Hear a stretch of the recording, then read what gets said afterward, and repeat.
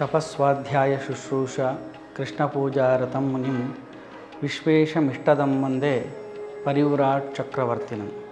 ಶ್ರೀ ಗುರುಭ್ಯೋ ನಮಃ. ಶ್ರೀ ವಿಶ್ವೇಶತೀರ್ಥಗುರುಭ್ಯೋ ನಮಃ. ಹರಿ ಓಂ. ಎಲ್ಲರಿಗೂ ನಮಸ್ಕಾರ. ಧರ್ಮವಾಹಿನಿ ಚಾನಲ್ಗೆ ಎಲ್ಲರಿಗೂ ಸುಸ್ವಾಗತ.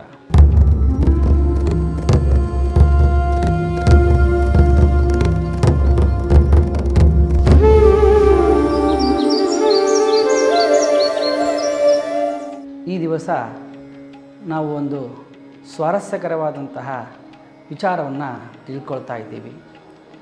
ಜಗತ್ತಿನಲ್ಲಿ ಒಟ್ಟು 3 ರೀತಿಯಾದಂತಹ ವ್ಯಕ್ತಿಗಳು ಇರ್ತಾರೆ.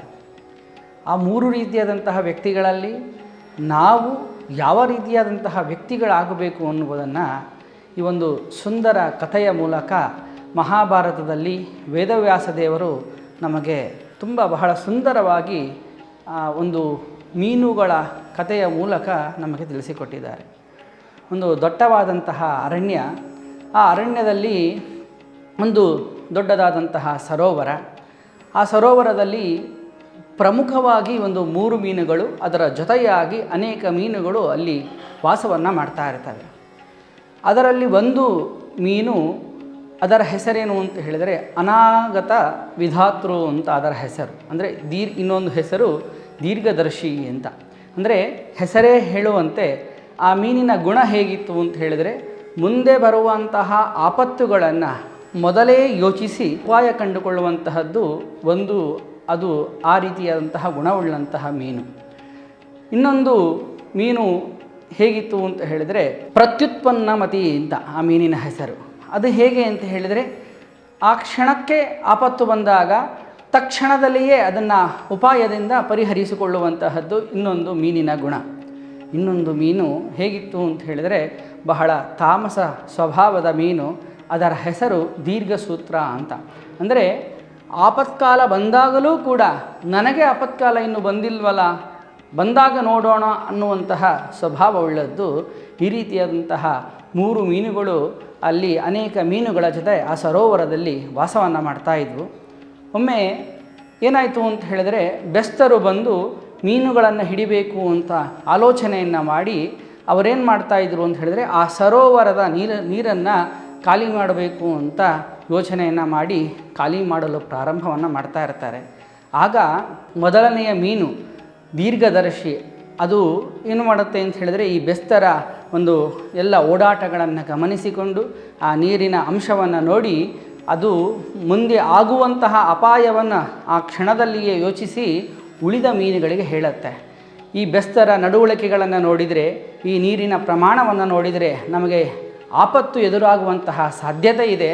ಹಾಗಾಗಿ ನಾವು ಈಗಲೇ ಇಲ್ಲಿಂದ ತಪ್ಪಿಸಿಕೊಳ್ಳೋಣ ಅಂತ ಅದು ಎಲ್ಲರಿಗೂ ಕೂಡ ಹೇಳುತ್ತೆ. ಆಗ ಪ್ರತ್ಯುತ್ಪನ್ನಮತಿ ಎನ್ನುವಂತಹ ಮೀನು ಏನು ಮಾಡುತ್ತೆ ಅಂತ ಹೇಳಿದರೆ, ಅದು ಆಪತ್ತು ಬಂದಾಗ ನಾನು ಆ ಕ್ಷಣದಲ್ಲಿಯೇ ಏನಾದರೂ ಉಪಾಯವನ್ನು ಮಾಡಿ ನಾನು ಅಲ್ಲಿಂದ ಹೇಗಾದರೂ ನಾನು ಪರಿಹಾರ ಮಾಡಿಕೊಂಡು ಮುಂದೆ ಹೋಗ್ತೇನೆ, ನನಗೆ ಈಗ ಅದರ ಅವಶ್ಯಕತೆ ಇಲ್ಲ ಅಂತ ಹೇಳುತ್ತೆ.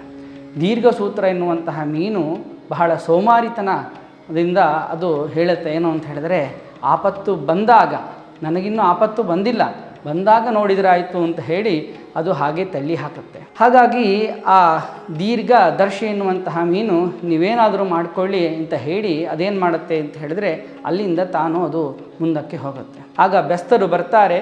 ಬೆಸ್ತರು ಬಂದು ಆ ನೀರನ್ನು ಬತ್ತಿಸಲಿಕ್ಕೆ, ಸರೋವರದ ನೀರನ್ನು ಬತ್ತಿಸಲಿಕ್ಕೆ ಪ್ರಾರಂಭವನ್ನು ಮಾಡ್ತಾರೆ. ಮಾಡಿದಾಗ ಪ್ರತ್ಯುತ್ಪನ್ನಮತಿ ಮೀನಿಗೆ ಗೊತ್ತಾಗುತ್ತೆ, ಹೋ ಈಗ ಬೆಸ್ತರು ಬಂದಿದ್ದಾರೆ ಅಂತ. ನೀರೆಲ್ಲ ಖಾಲಿ ಆಗ್ತಾ ಇದೆ. ಮೀನುಗಳನ್ನು ಬೆಸ್ತರು ಹಿಡಿದುಕೊಂಡು ತಮ್ಮ ದಾರದಲ್ಲಿ ಮೀನುಗಳನ್ನು ಪೋಣಿಸಿಕೊಳ್ತಾ ಇದ್ದಾರೆ. ಪೋಣಿಸಿಕೊಳ್ಳಬೇಕಾದ್ರೆ ಹೆಸರೇ ಹೇಳುವಂತೆ ಪ್ರತ್ಯುತ್ಪನ್ನಮತಿ, ಆ ಕ್ಷಣಕ್ಕೆ ಏನಾದರೂ ಕಷ್ಟಗಳು ಎದುರಾದಾಗ ಅದನ್ನು ಹೇಗೆ ಎದುರಿಸಬೇಕೆನ್ನುವಂತಹ ಮೀನು ಏನು ಮಾಡುತ್ತೆ ಅಂತ ಹೇಳಿದರೆ, ತಾನೂ ಕೂಡ ತನ್ನ ಆ ಬಾಯಿಯಿಂದ ದಾರವನ್ನು ಕಚ್ಚಿಕೊಳ್ಳುತ್ತೆ. ಅಂದರೆ ಉಳಿದ ಮೀನುಗಳನ್ನು ಪೋಣಿಸಿಕೊಂಡ ಹಾಗೆ ತಾನೂ ಕೂಡ ನಟನೆಯನ್ನು ಮಾಡುತ್ತೆ. ಮಾಡಿದಾಗ ಎಲ್ಲ ಮೀನುಗಳನ್ನು ಪೋಣಿಸಿಕೊಂಡು ಇನ್ನೊಂದು ಕಡೆ ನೀರಿನಲ್ಲಿ ಅದನ್ನು ತೊಳೆಯುವಂತಹ ಸಂದರ್ಭದಲ್ಲಿ ಅದು ಅಲ್ಲಿ ಜಾರಿಕೊಂಡು ಹೊರಟು ಹೋಗುತ್ತೆ. ಇದು ಯಾವುದೂ ಕೂಡ ಬೆಸ್ತರಿಗೆ ಗೊತ್ತಾಗೋದಿಲ್ಲ. ಆ ಪ್ರತ್ಯುತ್ಪನ್ನಮತಿ ಹಾಗೆ ಹೋಗುತ್ತೆ. ಆದರೆ ದೀರ್ಘಸೂತ್ರ ಎನ್ನುವಂತಹ ಮೀನು ಇದು ಮೊದಲೇ ಯೋಚನೆಯನ್ನೂ ಮಾಡಲಿಲ್ಲ. ಆ ಪ್ರತ್ಯುತ್ಪನ್ನ ಮತಿಯಂತೆ ತನ್ನ ಬುದ್ಧಿಯನ್ನೂ ಉಪಯೋಗಿಸ್ಕೊಳ್ಳಿಲ್ಲ.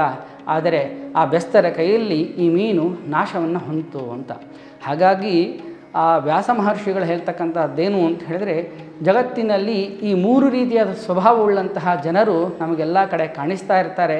ಹಾಗಾಗಿ ನಾವೇನು ಅಂತ ಹೇಳಿದರೆ, ಪ್ರತ್ಯುತ್ಪನ್ನಮತಿ ಎನ್ನುವಂತಹ ಮೀನು ಈ ಕ್ಷಣಕ್ಕೆ ಏನೋ ಆ ಬುದ್ಧಿಯನ್ನು ಉಪಯೋಗಿಸಿಕೊಂಡು ತನ್ನನ್ನು ತಾನು ಆಪತ್ತಿನಿಂದ ಪರಿಹರಿಸಿಕೊಳ್ಳಬಹುದು. ಆದರೆ ಯಾವಾಗಲೂ ಕೂಡ ಅದು ಆಗೋದಿಲ್ಲ.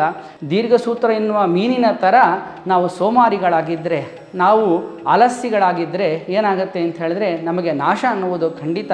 ಹಾಗಾಗಿ ನಾವು ದೀರ್ಘದರ್ಶಿಗಳಂತೆ ಸದಾಕಾಲ ಮುಂದೆ ಬರುವಂತಹ ಆಪತ್ತುಗಳನ್ನು ಅದನ್ನು ಮೊದಲೇ ಯೋಚನೆಯನ್ನು ಮಾಡಿಕೊಂಡು ನಾವು ಜೀವನವನ್ನು ಸಾಗಿಸಿದರೆ ಆಗ ನಾವು ಕೂಡ ದೀರ್ಘದರ್ಶಿಗಳ ಥರ ಆಗಲಿಕ್ಕೆ ಸಾಧ್ಯವಾಗುತ್ತೆ. ಹಾಗಾಗಿ ಏನೇ ಬರುವಂತಹ ಪ್ರತಿಯೊಂದು ಸಂದರ್ಭದಲ್ಲಿ ಬರುವಂತಹ ಆ ಕಷ್ಟಗಳನ್ನು ಮೊದಲು ಯೋಚಿಸಿಕೊಂಡು ಅದಕ್ಕೆ ಪರಿಹಾರವನ್ನು ಕಂಡುಕೊಂಡು ಜೀವನವನ್ನು ಮಾಡಿದಾಗ ನಮ್ಮ ಜೀವನದಲ್ಲಿ ಎಲ್ಲ ಯಶಸ್ಸನ್ನು ಸುಲಭವಾಗಿ ಜಯಿಸಬಹುದು ಎಂಬುದಾಗಿ ಈ ಒಂದು ಪ್ರಸಂಗದಿಂದ ನಮಗೆ ಗೊತ್ತಾಗ್ತಾ ಇದೆ.